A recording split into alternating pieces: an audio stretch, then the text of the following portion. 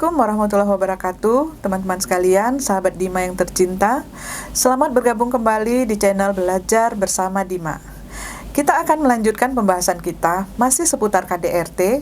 Kali ini kita akan membahas tentang ketidakmampuan beradaptasi dan menerima perbedaan sebagai salah satu faktor penyebab terjadinya KDRT. Baik teman-teman, sebelum kita mulai, seperti biasa, silakan menekan like, subscribe, dan nyalakan lonceng notifikasi, serta jangan lupa bagikan video ini seluas-luasnya kepada orang lain, agar semakin banyak orang yang bisa belajar dan mendapatkan manfaatnya.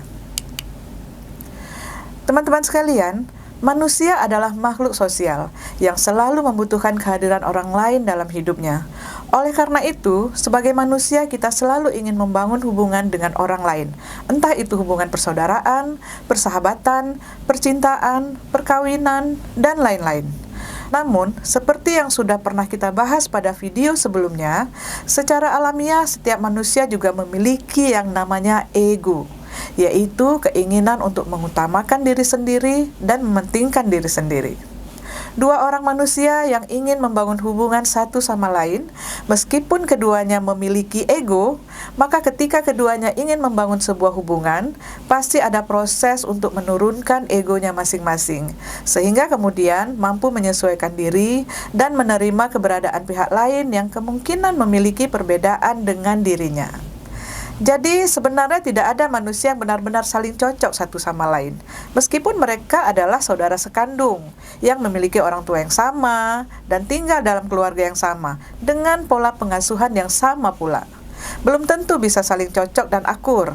Apalagi jika kita ingin membangun hubungan dengan orang lain yang sebelumnya tidak pernah kita kenal. Jika Anda melihat ada pasangan yang sangat langgeng dalam perkawinannya, sehingga pernikahannya berjalan mulus, damai, tentram, dan bahagia sampai tua, mungkin Anda mengira bahwa mereka memang pasangan yang cocok satu sama lain. Dan mungkin Anda mengira mereka tidak pernah punya masalah yang harus diributkan, sehingga rumah tangganya bisa bertahan sampai maut memisahkan mereka. Anda salah jika berpikir demikian. Tidak ada orang yang benar-benar cocok dan sempurna di dunia ini. Rumah tangga yang langgeng dan bertahan sampai mereka tua bukan karena mereka tidak pernah punya masalah dan perbedaan. Tetapi yang benar adalah mereka selalu belajar untuk menyesuaikan diri satu sama lain dengan menurunkan ego-ego pribadi yang mereka miliki. Sehingga akhirnya mereka dapat menerima perbedaan yang ada di antara mereka dengan mengedepankan sikap saling menghormati dan saling menghargai. Sayangnya hal ini sangat jarang disadari oleh orang yang akan menikah, bahkan yang sekarang sudah menikah sekalipun. Pada umumnya, orang-orang beranggapan bahwa kalau menikah harus mencari orang yang cocok dengan dirinya, yang bisa mengerti keadaan dirinya, menerima dirinya apa adanya, dan bersedia berkorban demi dirinya. Yang selalu dituntut untuk menyesuaikan diri adalah salah satu pihak saja, yang mungkin secara relasi kuasa memiliki power yang lebih rendah dari pihak yang lain. Nah, biar jelas contohnya begini ya. Seorang laki-laki bertemu dengan seorang perempuan, terus merasa tertarik dan jatuh cinta, karena perempuan tersebut sangat sesuai dengan kriterianya. Lalu dia berusaha mendekati perempuan tersebut, mencari perhatian, dan menunjukkan semua sikap-sikap yang baik, dengan harapan agar cintanya terbalas. Bahkan laki-laki ini bersedia mengorbankan apa saja demi mendapatkan cinta dan perhatian dari sang perempuan. Ketika sang perempuan merasa mendapatkan laki-laki yang sangat baik, yang sangat tertarik dan mencintai dirinya, dan mau berkorban apa saja demi dirinya, maka kemudian dia pun membalas cinta sang laki-laki. Akhirnya, karena merasa calon pasangannya adalah orang yang paling tepat baginya, maka mereka pun memutuskan untuk menikah. Mereka merasa sangat yakin bahwa pernikahan yang akan mereka jalani pasti sangat indah dan penuh kebahagiaan. Lalu apa yang terjadi setelah menikah? Kita pernah mendengar adanya fase bulan madu dalam pernikahan. Biasanya fase ini dimulai sejak awal menikah sampai 3 bulan, bahkan bisa lebih. Hal ini sangat relatif, bisa berbeda-beda pada setiap pasangan. Pada fase ini semuanya masih berjalan sangat indah seperti awal mulanya. Lalu apa yang terjadi setelah fase bulan madu itu lewat? Semua pihak mulai memperlihatkan karakter aslinya masing-masing. Belum lagi ditambah dengan perasaan bosan yang sudah mulai datang perlahan-lahan. Sikap yang ditunjukkan masing-masing pihak ke pasangannya sudah mulai berubah. Belum lagi masalah-masalah rumah tangga yang harus dihadapi bersama sudah mulai datang. Bagi mereka yang memiliki kesadaran yang baik bahwa semuanya harus dihadapi dengan rasa sabar, tawakal, dan qanaah, maka kemungkinan mereka mampu melewati setiap kesulitan yang dihadapi sebagai bagian dari ujian dalam berumah tangga. Namun, bagi sebagian orang, hal ini dirasakan sangat sulit, sehingga sering memancing kemarahan, kedukaan, dan emosi-emosi negatif lainnya. Apalagi jika cobaan dan ujian yang dihadapi tersebut menjadi pemicu terjadinya konflik dalam rumah tangga. Masalahnya bisa macam-macam, mulai dari masalah ekonomi, perbedaan pendapat, keyakinan, dan cara pandang tentang suatu hal yang kemudian menjadi pertentangan dan pertengkaran dan akhirnya menjadi konflik. Ketika sudah menjadi konflik, maka relasi kuasa pun ikut bermain di sini.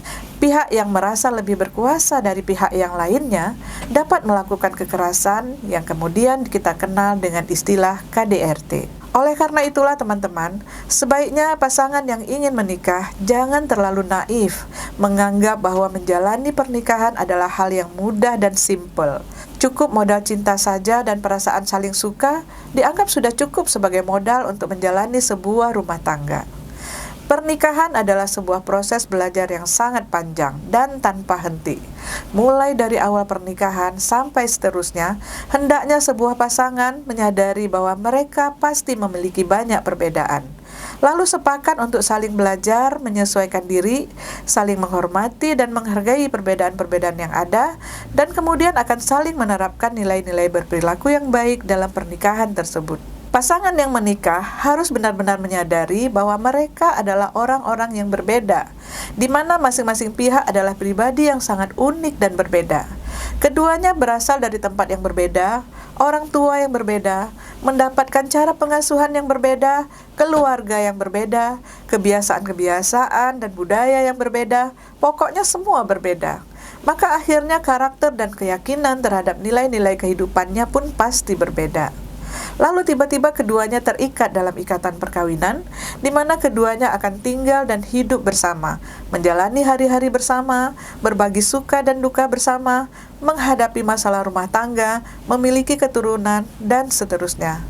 Dalam proses perjalanan perkawinan tersebut, kedua pasangan harus berkomunikasi dan mengakui secara jujur tentang perasaan-perasaan mereka ketika berhadapan dengan perbedaan-perbedaan tersebut. Lalu kemudian secara jujur bersepakat untuk saling belajar tentang nilai-nilai yang baik yang dibawa oleh keduanya. Disinilah dibutuhkan kebesaran jiwa untuk menurunkan ego agar dapat menerima kritikan dan pembelajaran yang baik dari pasangannya. Nah, biar jelas saya kasih contoh lagi ya. Contohnya misalnya begini. Seorang istri punya kebiasaan bangun tidur sangat telat di pagi hari.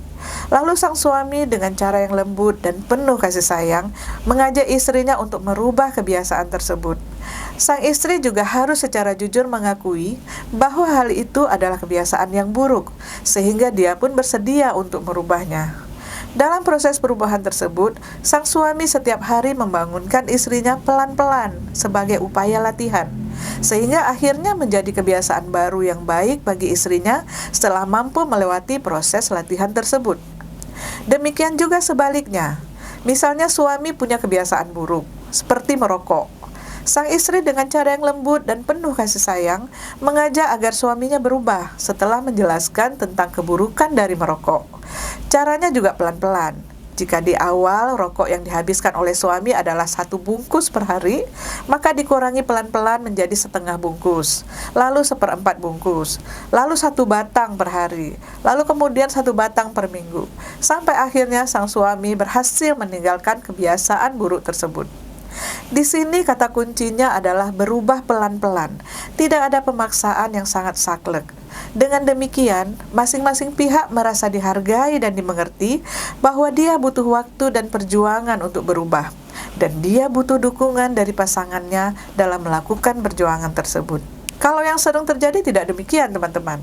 Salah satu pihak sangat dominan dan memaksa pihak lainnya untuk berubah sesuai dengan keinginannya. Jika dia punya power, dia akan memaksa, kadang-kadang pakai ancaman segala, bahwa kalau tidak berubah, akan ada sanksi yang akan didapatkan. Hal ini akan membuat ego si pasangan bukannya menurun, bahkan semakin naik. Akhirnya sama-sama mempertahankan ego dan proses beradaptasi pun menjadi tidak berhasil. Atau ada juga yang seperti ini, yang semangat mau berubah dan mau menyesuaikan diri hanya satu pihak saja. Dia sibuk berjuang merubah kelakuannya agar dapat diterima oleh pasangannya, dan pasangannya merasa senang dan bahagia, serta sangat menikmati hal tersebut, tanpa mau melakukan upaya yang serupa. Lalu apa yang terjadi? Akhirnya sang pasangan yang terus berusaha menyesuaikan diri, lama-kelamaan merasa lelah. Karena dia merasa dituntun untuk menerima pasangannya yang memiliki karakter yang sebenarnya dia tidak suka dan berharap dapat berubah. Tetapi pasangannya itu cuek saja, tetap bertahan dengan egonya.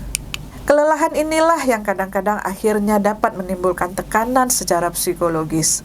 Lalu ketika suatu saat dia bertemu dengan orang lain yang mau mendengarkan curahan hatinya, dan dia merasa sangat nyaman dengan orang tersebut, lalu akhirnya jatuh cinta. Maka dimulailah babak baru kasus perselingkuhan. Dan ini fakta ya teman-teman, meskipun tidak semua perselingkuhan dilatar belakangi oleh hal seperti ini, tapi dalam kenyataannya ada yang seperti ini. Oleh karena itu, untuk membangun hubungan rumah tangga yang harmonis, maka butuh usaha dari kedua belah pihak. Ingat ya, bukan satu pihak saja, tapi harus kedua belah pihak untuk melakukan adaptasi dan penyesuaian agar keduanya dapat saling menerima perbedaan masing-masing dengan perasaan yang legowo, ikhlas, karena merasa dihargai atas usaha pasangannya untuk berubah. Meskipun dalam proses tersebut, ada kalanya pasangan kita tidak berhasil berubah, tapi kita tahu bahwa dia sudah sangat berusaha. Maka disinilah butuh kelapangan jiwa untuk menerima keadaannya apa adanya, selama hal tersebut tidak menimbulkan kerugian yang sangat fatal. Misalnya seperti kasus istri yang tadi, dia sudah berusaha berubah bangun tidur lebih pagi. Dia sudah berusaha tapi belum berhasil karena kepalanya sering pusing. Jadi paling dia bangun untuk sholat subuh, lalu tidur lagi, dan jam 8 pagi baru bisa bangun dan beraktivitas. Maka sang suami legowo, mencari penyesuaian jalan keluar yang lain. Misalnya setiap pagi karena harus cepat pergi ke kantor, maka dia akan mengurus keperluannya sendiri, termasuk sarapan. Karena dia tahu bahwa istrinya sudah berusaha tapi belum bisa. Dan agar bisa tetap merasa ikhlas, cobalah untuk melihat kelebihan-kelebihan atau kebaikan pasangan Anda yang lain, yang pasti dia miliki. Karena seburuk-buruknya orang, pasti memiliki sisi-sisi yang baik. Cobalah menghargai itu semua dan mensyukurinya, sehingga Anda pun dapat merasa lega dan tetap ikhlas. Jadi begitu maksudnya ya teman-teman. Intinya adalah kedua belah pihak sama-sama berkeinginan untuk saling belajar nilai-nilai yang baik, sehingga akhirnya mereka dapat beradaptasi dan menyesuaikan diri satu sama lain dan menerima perbedaan-perbedaan yang ada sebagai bagian dari upaya untuk tetap saling menghormati dan menghargai pasangannya. Jika setiap pasangan menyadari tentang hal ini, maka saya yakin KDRT kemungkinan tidak akan terjadi. Karena setiap perbedaan dibicarakan secara jujur dan terbuka dan bersepakat untuk sama-sama berubah demi mendekatkan titik-titik perbedaan atau mungkin mempertemukan titik-titik yang berbeda tersebut sehingga menjadi suatu hal yang sama-sama dapat diterima dengan perasaan bahagia. Demikianlah teman-teman, bahwa salah satu hal yang dapat mencegah terjadinya KDRT adalah kemampuan atau upaya untuk beradaptasi dan menyesuaikan diri dengan pasangan sehingga dapat menerima perbedaan-perbedaan yang ada antara diri kita dengan pasangan kita. Semoga pembahasan ini bermanfaat dan dapat menambah wawasan dan pengetahuan kita, terutama tentang bagaimana mencegah terjadinya KDRT dalam kehidupan kita. Bagi yang ingin bertanya atau memberikan tanggapannya, silakan mengisi kolom komentar. Sekali lagi, saya ingin mengingatkan bahwa saya bukan orang yang paling pintar dan ahli. Yang saya sampaikan di sini adalah pengetahuan yang saya peroleh dari sejumlah pengalaman saya selama menjadi pendamping yang seling melihat dan mempelajari tentang kehidupan yang dijalani oleh para dampingan saya. Saya yakin Anda pun pasti memiliki pengalaman yang menarik sehingga dapat dibagikan di sini demi menambah pengetahuan dan wawasan kita mengenai hal ini. Sekian dulu pembahasan kita kali ini. Jangan lupa menyaksikan video saya yang lain. Lebih dan kurang saya mohon maaf. Saya akhiri dengan wabillahi taufiq wal hidayah. Assalamualaikum warahmatullahi wabarakatuh.